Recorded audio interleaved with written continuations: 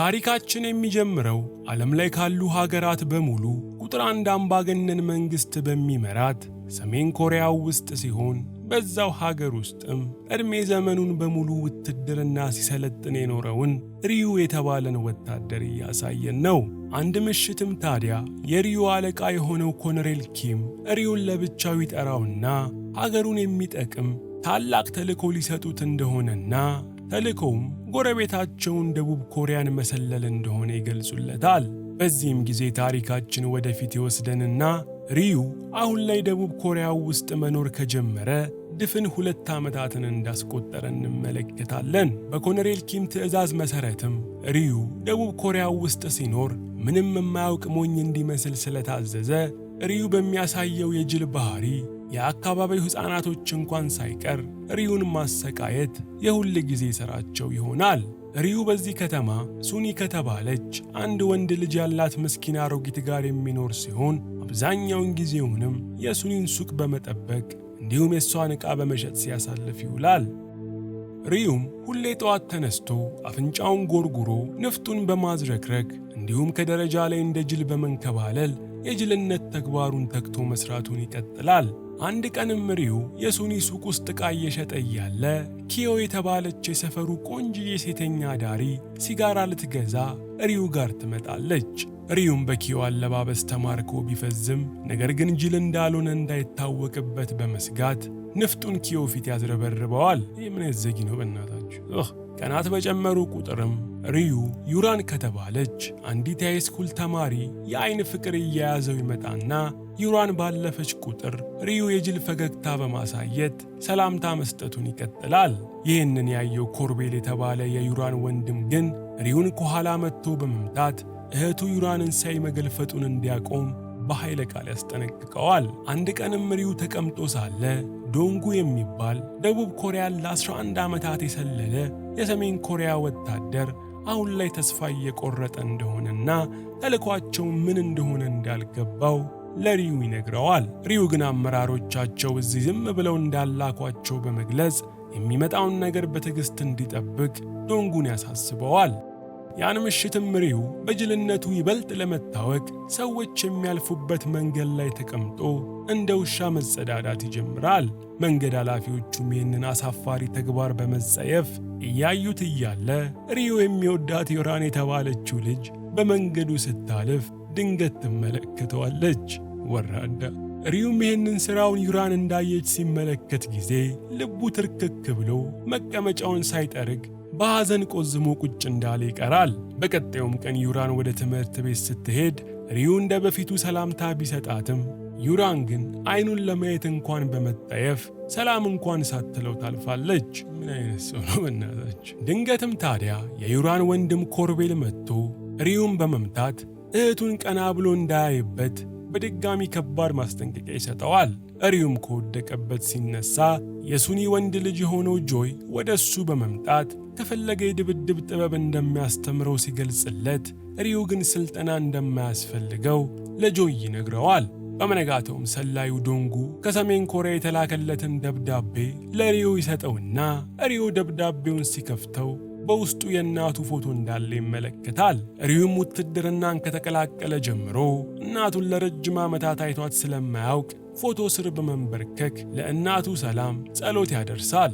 ከሰዓትም ላይ ሱኒ ለአንዲት ጎረቤት ዕቃ እንዲያደርሱ ሪዩንና ልጇ ጆይን ልካቸው ሁለቱም ዕቃውን ይዘው የተላኩበት ቦታ ሄዳሉ። እዛ እንደደረሱ ግን ሪዩ ሰፈር ውስጥ አንድ ጸጉረ ልውጥ ነዋሪ እንደመጣ ስለሰማ የሰውየውን ነገር ለማጣራት ይወስናል። ምሽትም ላይ ራንግ የተባለው ይሄ አዲሱ ጸጉረ ልውጥ ቀጥ ብሎ ሪዩ ጋር በመምጣት ሪዩ ላይ ሰንዝሮ በሁለቱ መሃል ከባድ ግብግብ ይጀመራል። ትንሽ ከተፋለሙ በኋላ ግን ሪዩ ፍልሚያውን አቁሞ ራንግን ሲመለከተው ራንግ ማለት ከልጅነቱ ጀምሮ አብሮት የሰለጠነ ወታደርና ሰላዩ ጓደኛው እንደሆነ ይረዳል። ሪዩም ራንግን ለምን ወደ ደቡብ ኮሪያ እንደመጣ ሲጠይቀው ራንግም ሪዩ ተልዕኮውን በትክክል እየተወጣ መሆንና አለመሆኑን ለማጣራት እንደመጣ ቢነግረውም ሪዩ ግን የራንግን መልስ ሳያምነው ይቀራል። ጠዋትም ላይ ሪዩ ራንግን ተደብቆ ሲከታተለው ቆይቶ ራንግ ወደ አንድ የሙዚቃ ውድድር ስፍራ ሲገባ ይመለከተዋል። ራንግም ውድድሩ ቦታ በመግባት ጊታሩን አውጥቶ ዳኞቹን ለማስደመም ቢሞክርም ከሱ ቀጥለው የመጡት ልጆች ግን ብቃታቸው አስደማሚ ስለነበር ራንግ ባሳየው የሞተ ብቃት ተሸማቆ ይወጣል። ከውድድሩ በኋላም ራንግና ሪዩ ተገናኝተው ሲያወሩ ራንግ የተሰጠው ተልዕኮ አካባቢው ላይ ጎበዝ ሙዚቀኛ መስሎ መታየት እንደሆነ ለሪዩ ይነግረዋል። ሪዩም ራንግ ሙዚቀኛ መስሎ እንዲተውን ሲታዘዝ እሱ ግን እንደ ሞኝ መስሎ እንዲኖር በመታዘዙ በቅናት ውስጡ ይቃጠላል። ያን ምሽትም ሪዩ ተኝቶ እያለ በሩ በኃይል በመንኳኳቱ ተነስቶ ወደ ውጭ ሲመለከት አንድ የአካባቢው ሕፃን ወንድሙ ስለጠፋበት በማፈላለግ ላይ እንዲረዳው ሪዩን ይጠይቀዋል። ሪዩም ከሕፃኑ ጋር ሆኖ ሲዘዋወር ይቆይና ልዩ የሆነ ብቃቱን በመጠቀም የሕፃኑ ወንድም ያለበት ቦታ ይቃረባል። በዛው ቅጽበትም ሪዩ የሕፃኑን ድምፅ ስለሰማ እንደ ፌንጣ ከጣራ ጣራ እየዘለለ ድምፁን ወደ ሰማበት ቦታ ይደርሳል። ነገር ግን በልብሱ እንዳይታወቅ በመስጋት ማስጫ ላይ ያገኘውን የሴት ልብስና ጭምብል ለብሶ ድምፁን ወደ ሰማበት ሲያመራ ሕፃኑ ልጅ ፀጉር ቤት ውስጥ እንዳለና ያመሸውም ከፀጉር ቆራጩ ጋር ሲጫወት እንደሆነ ይመለከታል። በዛው ቅጽበትም ሕፃኑን ሊፈልጉ የወጡ ሰዎች ጭምብል ለባሹ ሪዩን ተመልክተው ሕፃኑን የወሰደው ሰው ስለመሰላቸው ሁሉም ሊወግሩት ወደሱ ሲሮጡ ሪዩ ፈጥኖ ጣሪያ ላይ በመውጣት ማንነቱን ሳይለዩት በፊት ያመልጣል። በደቡብ ኮሪያ የደህንነት ቢሮ ውስጥም አንድ በቁጥጥር ስር የዋለ የሰሜን ኮሪያ ሰላይ ምርመራ የተደረገበት እያለ ሰላዩ ሁሉንም መረጃ ለደህንነቶቹ መዘርገፍ ይጀምራል። ይሄ የሰሜን ኮሪያው ሰላይ ለ16 ዓመት ያህል ደቡብ ኮሪያ ውስጥ እንደቆየና በአሁኑ ሰዓት 54 የሚጠጉ የሰሜን ኮሪያ ሰላዮች ደቡብ ኮሪያ ውስጥ እንደሚገኙ በመግለጽ እነዚህም ሰላዮች አድርጎ የተባሉትን ከመፈጸም ውልፍት እንደማይሉ ይገልጽላቸዋል። ይህንንም እየተናገረ ሳለ ሃጂን የተባለ በቅርቡ ከሰሜን ኮሪያ የተላከ ሰላይ ስናይፐር ተኩሶ መረጃ ያወጣውን ሰላይ ግንባሩን በስቶ ይደፋዋል። በሰሜን ኮሪያው ሰላይ መሞት የተደናገጡት ደህንነቶችም 54ቱን የሰሜን ኮሪያ ሰርገ ገቦች በፍጥነት አድነው የሚይዝ ቡድን ለማዋቀር ይስማማሉ። ሪዩም መኖሪያ ቤት ውስጥ ሳለ 11 ዓመት ደቡብ ኮሪያ ውስጥ የቆየው ዶንጉ መጥቶ ሰሜን ኮሪያ ያሉት ቤተሰቦቹ ወደ ቻይና ሲሰደዱ ተይዘው ዘብጥያ እንደተወረወሩ ይነግረዋል። አክሎም የሰሜን ኮሪያ መንግስት ቤተሰቦቹን እንዲፈታለት በማሰብ የተወሰኑ የደቡብ ኮሪያ ባለስልጣናትን ሊገድል እንዳሰበም ያማክረዋል። ሪዩ ግን በገዛ ፍቃዱ የሚያደርገው ነገር ችግር እንዳያመጣባቸው በቁጣ በማስጠንቀቅ ያሰበውን ነገር እንዳያደርግ ያሳስበዋል። ዶንጉም ከወጣ በኋላ ሪዩ ለእናቱ የሚላክ ደብዳቤ ጽፎ ከሌሎቹ ያልተጻፈ ደብዳቤዎች ጋር ያስቀምጠዋል። በዛው ቅጽበትም ሃጂን የተባለው ባለ ስናይፐር ከሪዩ ኋላ መጥቶ ሽጉጥ ይደቅንበታል። ሪዩም ማን እንደሆነና ምን ፈልጎ እሱ ጋር እንደመጣ ሲጠይቀው ሃጂንም ስራውን በአግባቡ እየሰራ መሆኑን ለማጣራት እንደመጣ ገልጾለት ሽጉጡን አስገብቶ ከሪዩ ክፍል በፍጥነት ይወጣል። ሪዩም ሃጂንን ከኋላው በመከተል ቢያሯሩጠውም ሃጂ ግን እንደ ንፋስ ፈጣን ስለነበር ሳይደርስበት ይቀራል።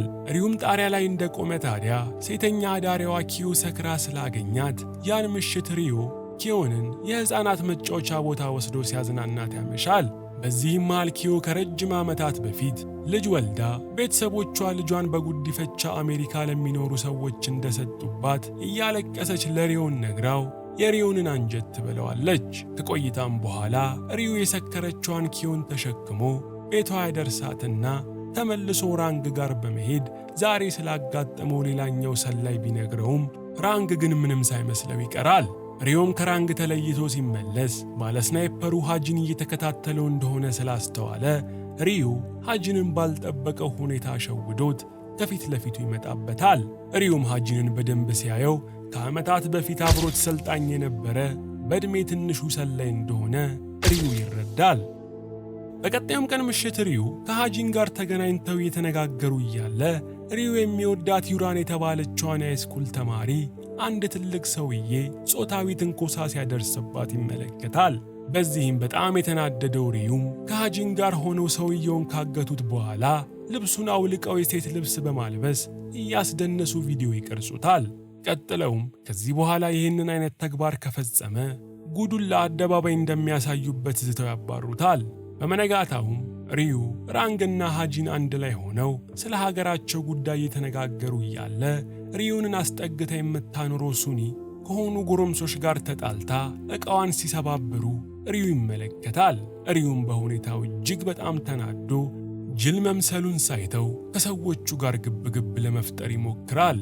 ከዱርዮች ውስጥም አንዱ ሱኒን ገፍትሮ ቢጥላትም ሪዩ ግን እንደምንም ብሎ ሱኒን ከመጎዳት ያተርፋታል። ዱርዮቹም ከሄዱ ከሰዓታት በኋላ የሱኒ ልጅ ጆይ መጥቶ እናቱ በዱርዮች ጥቃት እንደደረሰባት ስለተመለከተ ጆይ ዱርዮቹ የገቡበት ገብቶ እንደሚያጠፋቸው ለሪዩ ይነግረዋል። ከቆይታም በኋላ ግን ጆይ ዱርዮቹ ጋር ሄዶ በዱርዮቹ በመታገቱ ሪዩ ከወጣቱ ሰላይ ሃጂን ጋር በመሆን ጆይ የታገተበት ስፍራ ሄዳሉ። ሪዩም ዱርዮቹ ስለሚያውቁት ከነርሱ ጋር መፋለም እንደማይችል ለሃጂን ስለነገረው ሃጂን ብቻውን ዱርዮቹ ጋር በመግባት አፈር ከድሜ አስግጦ ጆይን ያተርፈዋል። በቀጣዮቹም ቀናቶች ሦስቱም ሰላዮች ከመቼውም ጊዜ በበለጠ ከአካባቢው ሰዎች ጋር አብረው ማሳለፍና እየተግባቡ መምጣት ይጀምራሉ። ሰሜን ኮሪያ ውስጥም የነሪዩ አለቃ የሆነው ኮሎኔል ኪም በኮሪያ ከፍተኛ ባለስልጣን በሆኑ ሚኒስቴሮች ተጠርቶ ወደዛ ይሄድና ሚኒስተሩ አሁን ላይ በሰሜን ኮሪያና በደቡብ ኮሪያ በኩል ስምምነት ስለተፈጠረ ደቡብ ኮሪያ ውስጥ የላኳቸውን ሰላዮቻቸው እንዲወገዱ ትዕዛዝ ይሰጣሉ።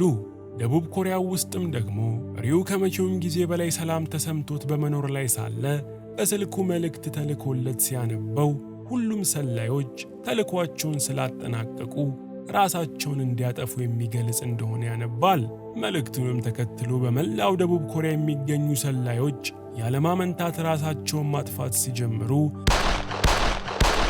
ሪዩ ግን በመልእክቱ ግራ በመጋባት ራሱን ሳያጠፋ ዝም ብሎ ይቆያል። ምሽት ላይም ወጣቱ ሂጂን ሽጉጡን ይዞ ሪዩ ጋር በመሄድ እስካሁን ድረስ ለምን ራሱን እንዳላጠፋ በመጠየቅ ራሱን ማጥፋት ከከበደው እሱ እንደሚገድለው ያሳውቀዋል። በዚህ መሃል ታዲያ ራንግ ይመጣና ያለምንም ማብራሪያ በአንድ መልእክት ብቻ ራሳቸውን ግደሉ መባላቸው ምንም እንዳላሳመነው ቢገልጽም ሂጂን ግን ትዕዛዙን መፈጸም አለብን በማለት በራንግና በሂጂን መካከል ድብድብ ይጀምራል። ሪዩም በሁለቱ መካከል ገብቶ ጸቡን በማስቆም ትዕዛዙን የሚፈጽመው የእናቱን ደህንነት ካረጋገጠና ኮሎኔል ኪምን በአካል አግኝቶ ማብራሪያ ሲሰጠው እንደሆነ ለሂጂን ይነግረዋል። የደቡብ ኮሪያ የደህንነት ኃላፊም በከተማቸው ውስጥ በርካታ የኮሪያ ሰላዮች ራሳቸውን አጥፍተው መገኘታቸውን ተከትሎ የተቀሩትን ሰላዮች ራሳቸውን ከማጥፋታቸው በፊት ፈጥነው ለማግኘት መሯሯጥ ይጀምራሉ። ከብዙ ድካም በኋላም የደህንነት ኃላፊው ሪዩን አግኝቶት ሰላይ መሆኑን እንደሚያውቅ ገልጾ እሱም ከዓመታት በፊት የኮሪያ ሰላይ እንደነበርና መንግስታቸው የሚፈልገው እነሱን እንደ ዕቃ መጠቀም ብቻ እንደሆነ ሽጉጥ ደቅኖበት ያስረዳዋል። በዚህ መሃል ግን ሂጂን ከየት መጣ ሳይባል የደህንነት ኃላፊውን ሽጉጥ በማስጣል ከአካባቢው ላይ ሊያመልጥ ሲል ወዲያውኑ በደቡብ ኮሪያ ደህንነቶች ቁጥጥር ስር ይውላል። ሪዩም ይህንን አጋጣሚ በመጠቀም ከአካባቢው በመሸሽ በቀጣዩ ቀን ጸጉር ቤት ገብቶ ጸጉሩን በመቆረጥ መልኩን ሌላ ሰው ያስመስለዋል። ከዚህም በመቀጠል ሪዩ እንደ እናት ተቀብላ ያኖረችውን ሱኒን እንዲሁም አፍቅሯት የነበረችው ዩራንን አመስግኖ ሁለቱንም ይሰናበታቸዋል። በመቀጠልም ሪዩ ሴተኛ ዳሪዋ ኪዮ ጋር በመሄድ እስከ ዛሬ ሱኒ ጋር ሲሰራ ያጠራቀመውን ገንዘብ በሙሉ ይሰጣትና በገንዘቡ የማደጓ ልጇን አሜሪካ ሄዳ እንድትፈልገው ያሳስባታል።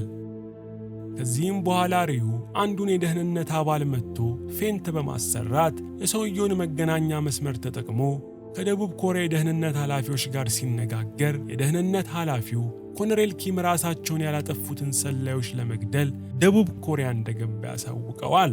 ይህን ተከትሎም ሪዩ ከራንግ ጋር በመሆን ከከተማ ራቅ ወዳለ ስፍራ ወጥተው ቢሸሸጉም ኮሎኔል ኪምና ሌላ ወታደር ግን ያሉበትን አነፍንፈው እነ ሪዩን ያገኟቸዋል። ሪዩም ለኮሎኔል ኪም ወታደራዊ ሰላምታ ከሰጠ በኋላ የእናቱን ደህና መሆን ካረጋገጠ ራሱን እንደሚያጠፋ ቃል ይገባለታል። ኮሎኔሉና ወታደሩ ግን ሪዩ የታዘዘውን ትዕዛዝ አልፈጽምም እንዳለ በመረዳት ሽጉጥ አውጥተው ወደ ሪዩ ሲተኩሱ ሪዩም ከጥይቱ አምልጦ ከኪም ጋር ግብግብ ይጀምራል። በግብግቡ ወቅት ኮሎኔል ኪም ሪዩን በመምታት በመስኮት አውጥተው ውጪ ላይ ሲጥሉት ውጪ ላይ ሪዩን የሚያሰቃዩት የአካባቢው ሕፃናት ቀርበው ምን እንደሆነ መጠየቅ ይጀምራሉ። በመሃልም ከኮሎኔል ኪም ጋር የነበረ ወታደር ሪዩ ላይ ሊተኩስ ሲል ራንግ ደርሶ ተኳሹን በመኪና በመቅጨት ሪዩንና ሕፃናቱን ጭኖ ማምለጥ ይጀምራል። እነ ሪዩም ሕፃናቱን ቤታቸው አካባቢ በማውረድ እነሱ ግን አሁንም ወደ ሌላ ስፍራ ሄደው ይደበቃሉ። ሪዩም አስቀድሞ ዶንጉ ለተባለ ሰላይ ያሉበትን ቦታ በመግለጽ መሳሪያ እንዲያመጣላቸው ነግሮት ስለነበር ዶንጉ ቦርሳ ይዞ እነ ሪዩ ጋር ይመጣል።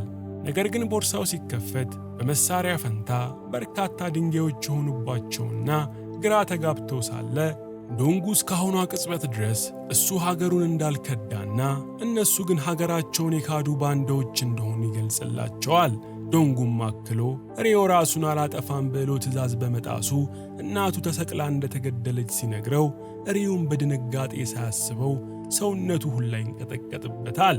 በዛው ቅጽበትም በርካታ ከዶንጉ ጋር የሚሰሩ ወታደሮች ቦታው ላይ ደርሰው ከሪዩና ከራንግ ጋር ቀውጢ ፍልሚያ ይጀምራሉ።